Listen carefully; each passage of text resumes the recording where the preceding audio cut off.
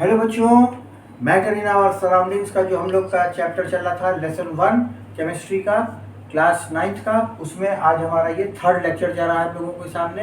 आज हम आपको बताने वाले थे change of state of matter. उसको बताने से पहले बच्चों हमें दो बातें बहुत क्लियर करनी है, वो कर दें, फिर उसके बाद हम आपको चेंज ऑफ स्टेट बताएंगे, ठीक है।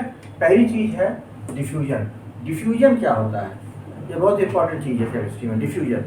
डिफ्यूजन मान लो हाई कॉन्सेंट्रेशन से मॉलिक्यूल्स का लो कॉन्सेंट्रेशन की तरफ चलना, हाई कॉन्सेंट्रेशन से लो कॉन्सेंट्रेशन की तरफ चलना, ये जो प्रोसेस होता है इसको डिफ्यूजन बोलते हैं।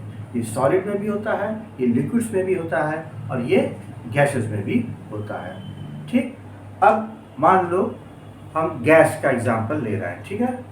मम्मी तुम्हारी किचन में कोई खाना बनाती है, मान लो उन्होंने कोई बढ़िया स्पाइसी खाना बनाया, उन्होंने मान लो चिकन क्या बटर मसाला, पनीर बटर मसाला बनाया उन्होंने, ठीक है। कोई और चीज़ बनाई, कढ़ी बनाई उन्होंने, तो वो सब की जो महक है वो तुम जिस दूसरे रूम में रहते हो उस दूसरे रूम में आने लग जाती है, ठीक है। नेक्स्ट एग्जांपल तुम लोग के लिए लेके आया हूँ मैं, ये इंसेंस स्टिक, ये अगरबत्ती, ठीक। देखो इसमें से ये धुआं निकल रहा है, ठीक है ना। ये मैंने यहाँ पर इसको जलाया है, ठीक है, लेकिन अंदर भी पूरे घर में जितने रूम होंगे अंदर, उन सब में इसकी महक चली जाएगी। अगर डोर्स खुली रहेंगी तो सब के थ्रू होते हुए वो अंदर चला जाएगा। जलाया इसको मैंने यहाँ है, लेकिन इसकी महक अंदर 3-4 कमरों तक चली जाएगी। ये महक क्यों चली जा रही है, किस कारण से चली जा रही है, इसका क्या कारण है, वो कौन सा प्रोसेस है, और उस प्रोसेस का नाम है वो डिफ्यूजन। इसमें क्या होता है, ये जो पार्टिकल्स इसके जल रहे हैं यहाँ पे, ये जो पार्टिकल्स यहाँ पर ये हीट हो रहे हैं, तो इसके अंदर जो हीट होने से जो मॉलिक्यूल्स हैं, वो मॉलिक्यूल्स, उनका एरोमा, वो मॉलिक्यूल्स का वो निकल रहा है, और वो एक हाई कॉन्सेंट्रेशन से लो कॉन्सेंट्रेशन की तरफ जा रहा है। क्योंकि ये अगरबत्ती यहाँ जल रही है, इसकी सारी महक तो यहाँ से उत्पन्न हो रही है ना, तो यहाँ इसका कॉन्सेंट्रेशन ज़्यादा है। दूसरी जगह जहाँ ये नहीं है वहाँ पे तो इसकी महक है नहीं, तो वहाँ इसका कॉन्सेंट्रेशन कम है। तो ये क्या कर रहा है, अपने जहाँ पर ज़्यादा है हाई कॉन्सेंट्रेशन से, जहाँ पर नहीं है इसकी महक, वहाँ पहुँच रहा है लो कॉन्सेंट्रेशन की तरफ। इसी प्रोसेस को डिफ्यूजन बोला जाता है, right. I hope you have understood what is diffusion. इसको अगर लिखना हो तो the movement of particles from a region of high concentration towards a region of low concentration is called diffusion. इसको डिफ्यूजन कहते हैं, ठीक है। अब ये डिफ्यूजन मैंने आपको बताया कि अगर आपने ये इंसेंस स्टिक अगरबत्ती जलाई तो इसकी महक यहाँ से वहाँ पहुँचने लगती है। डीओ आप इस्तेमाल करते हैं, डीओ को आपने लगाया तो डीओ आपने अपने शरीर पर डाला, लेकिन उसकी महक पूरे कमरे में चली जाती है, ठीक है।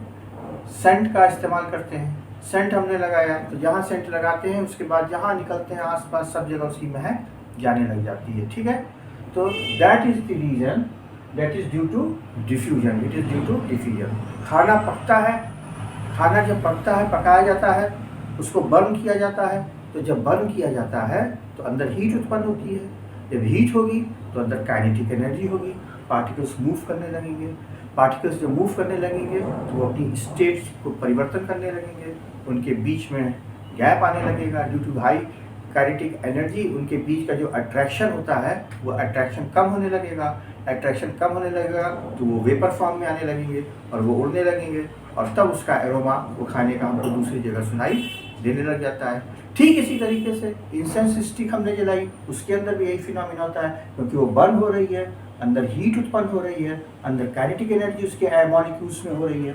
एटम्स, एटम से molecules, more than one atom is called molecule, group of one more than one atom that is called. तो वो मॉलिक्यूल्स क्या हो रहे हैं, वो अपनी सरफेस छोड़ रहे हैं, वो एरोमा के साथ निकल रहे हैं, दूसरे रूम में जा रहे हैं, वहाँ उसकी महक आ रही है। तो this is all what happens in case of diffusion. ठीक है, अब ये डिफ्यूजन जो है वो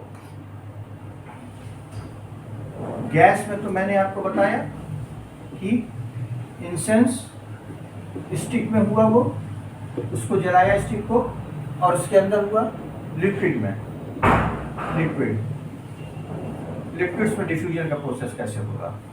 देखो, एक मैंने ये बीकर लिया, अभी पहले मैंने लेक्चर में ये बात आपको बताई थी। इसके अंदर आप ले लीजिए वाटर, इसके अंदर वाटर ले लिया, ठीक है, ये है वाटर। बच्चों मेरा, अगर आप लोगों को पिक्चर क्लियर ना आ रही हो ना, तो उसको फुल स्क्रीन पे देखना वीडियो को, तब क्लियर आएगी। थोड़ी वीडियो क्वालिटी मेरी पुअर हो सकती है, इसलिए फुल स्क्रीन पे देखिएगा तो अच्छा समझ में आएगा।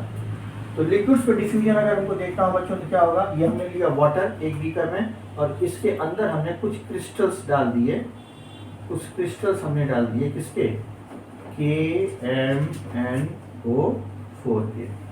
What is KMnO4? ये होता है पोटेशियम परमैंगनेट, और ये पिंक या पर्पल कलर का ये का होता है। इसके हमने मान लो दो क्रिस्टल डाले, छोटे छोटे टुकड़े, ठीक है, वो यहाँ पे मैंने ड्रॉ किया।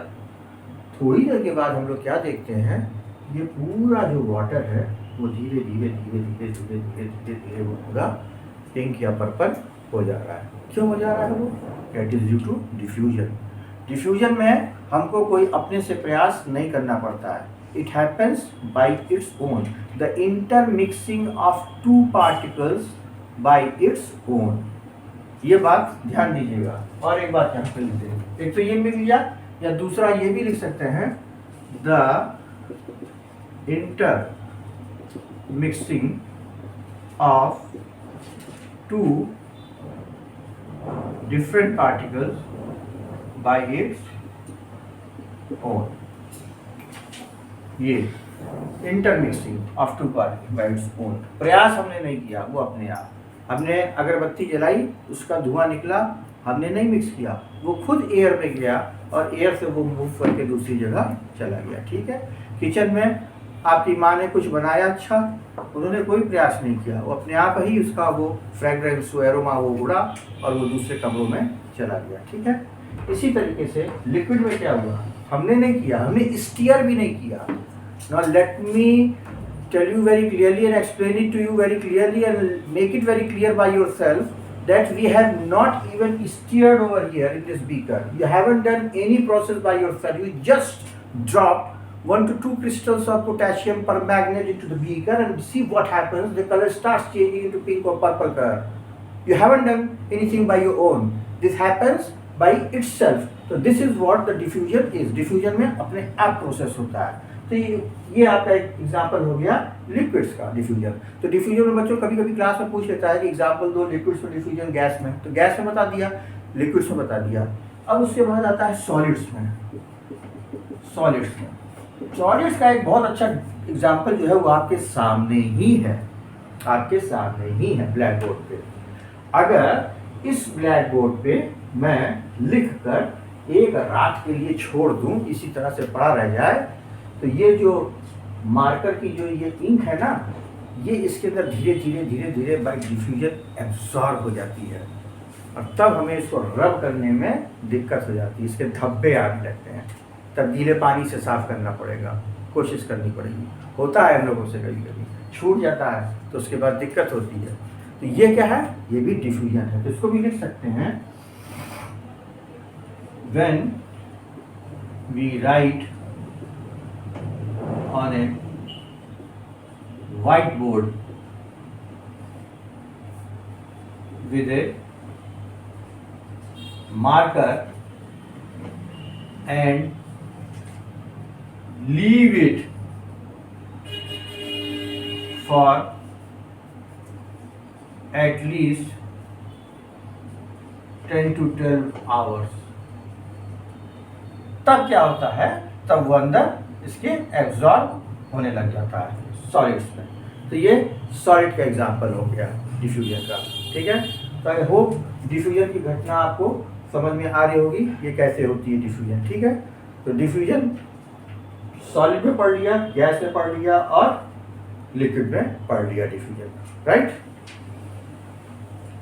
अब इसके बाद डिफ्यूजन में याद रखिएगा, the movement of particles from a region of high concentration to a region of low concentration.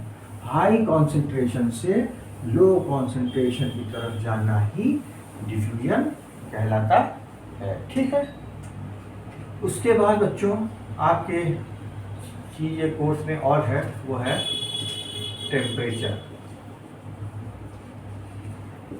Temperature आप लोग 3 तरह का पढ़ते हैं कोर्स में है। एक है केल्विन, जिसको के से रिप्रेजेंट करते हैं। दूसरा है सेल्सियस, इसको आप बोलते हैं डिग्री सेंटीग्रेड। ठीक है, पूरा लिख दे रहा हूँ पढ़ने के लिए, कैसे बोला जाता है, डिग्री सेंटीग्रेड,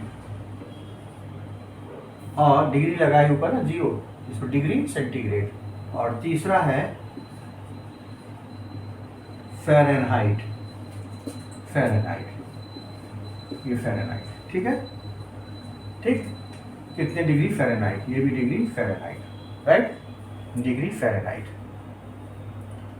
तो केल्विन हो गया, सेल्सियस हो गया और फ़ारेनहाइट, ये 3 टेम्परेचर हैं। आपके कोर्स में बस इतना ही है, इन तीनों टेम्परेचर के लिए क्या रिलेशंस निकालते हैं। तो पहला रिलेशन है बच्चों कि centigrade, degree centigrade plus 273 is equal to K. Actually ये होता है 273.15, ठीक है, लेकिन इसको हम लोग राउंड ऑफ करके लेते हैं 273, तो ये हो जाता है 273। गलत नहीं होगा, कोई क्वेश्चन हमसे पूछने की जरूरत नहीं कि सर 273.15 लेके करेंगे, नहीं लेंगे तो सर डांटेंगे या क्वेश्चन गलत हो जाएगा, ऐसी कोई बात नहीं है। आपकी बुक में भी मेंशन है C+273 इज इक्वल टू के। तो ये सेंटीग्रेड और केल्विन का रिलेशन है। ठीक है, सेंटीग्रेड से अगर केल्विन में निकाल रहा हूँ, मान लो मैंने कहा कन्वर्ट, क्वेश्चन में दे रहा हूँ आपको, question convert 25 degree centigrade into degree Fahrenheit, into degree Fahrenheit. तो क्या करेंगे, 25 plus 273 sorry into kelvin, into kelvin. तो C प्लस 273 कितना हो जाएगा, 273 और 25, 5 3 8 7 8 9 298 इज इक्वल टू 298 केल्विन।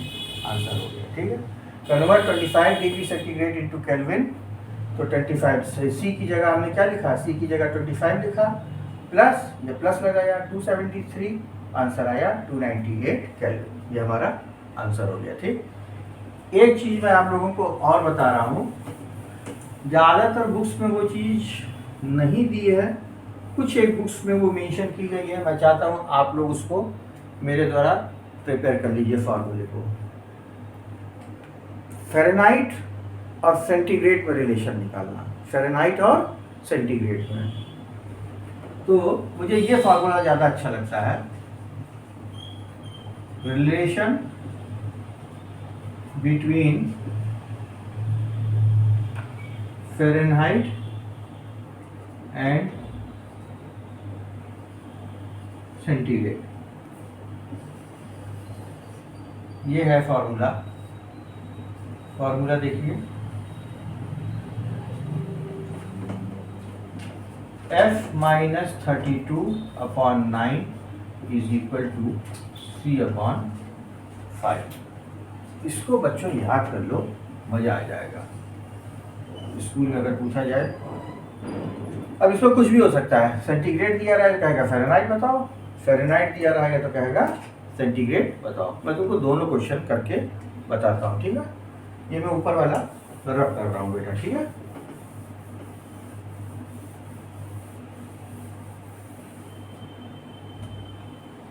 मान लो मैंने क्वेश्चन एक दिया,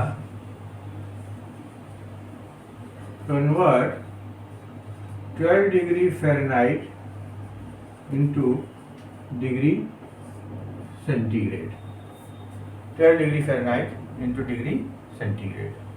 तो फार्मूला मेरा क्या है, आंसर क्या लिखोगे जब क्लास में, पहले फार्मूला लिखोगे f-32/9 is equal to c/5। ये जरूर लिखना जिससे कि तुम्हारे जो टीचर हैं साइंस के वो ये समझें कि यू आर नॉट या you are aware of the formula, you should know the formula, you have got the knowledge of formula, तुम फार्मूला जानते हो तभी तो कर पा रहे हो, नहीं तो डायरेक्ट ऐसे रख के करोगे ना तो सर कहेंगे from which formula are you going to solve this problem. तो फार्मूला लिख दिया, अब उसमें क्या दिया हुआ है, कन्वर्ट 12 डिग्री फ़ारेनहाइट, ठीक है। तो फ़ारेनहाइट की जगह 12 लिखा, minus 32/9 is equal to c/5। अब बेटा 32 में से 12 गया, 32 में से 12 गया, 2 0 0, 3 में से बन गया 2, तो ये -20 होगा क्योंकि ये माइनस, ये प्लस है, ये माइनस है, प्लस और माइनस क्या होगा, माइनस होगा, और बड़े के आगे माइनस का साइन है तो -20/9 इज इक्वल टू c/5, यही होगा ना, ठीक। अब देखो -20 का इधर क्रॉस मल्टीप्लिकेशन कर दें, -20 into 5 is equal to 9 into c, ये 9 इंटू सी, ठीक। अब -20 इंटू 5 क्या हो जाएगा, -100 is equal to 9 C. Therefore degree centigrade में अगर निकालना होगा तो क्या होगा, ये -100/9 हो जाएगा, ठीक है ना। ये क्या हो जाएगा, 9 हो जाए 9, एक कैरी किया 10, 9 हो जाए 9, फिर पॉइंट लगाया, फिर 9 1 9, 11.1 करके आएगा, तो अप्रॉक्सीमेटली हम लिख सकते हैं कि डिग्री सेंटीग्रेड में ये हो जाएगा 11.1, ठीक है, ये आपका आंसर हो जाएगा, राइट, ठीक।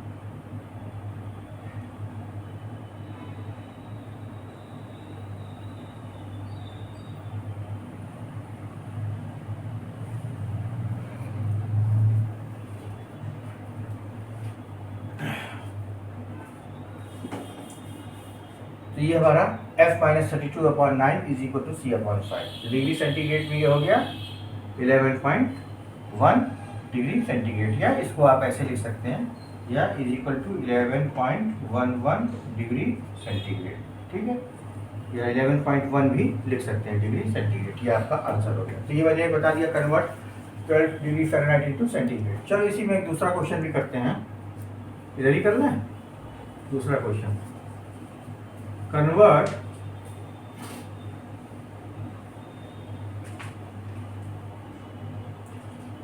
40 डिग्री सेंटीग्रेड इंटू फ़ारेनहाइट, ठीक। तो फिर हमारा आंसर बच्चों तरीका क्या होगा, f-32/9 is equal to c/5, ठीक। दिया क्या है 40 degree centigrade, f-32/9 is equal to 40/5, ठीक। अब इसको सॉल्व करने के लिए अब क्रॉस करने की भी जरूरत ना करना, थोड़ा दिमाग लगाना मैथ्स का, 5 8 जा 40 यही कट जाएगा, 5 8 जा 40, ठीक है।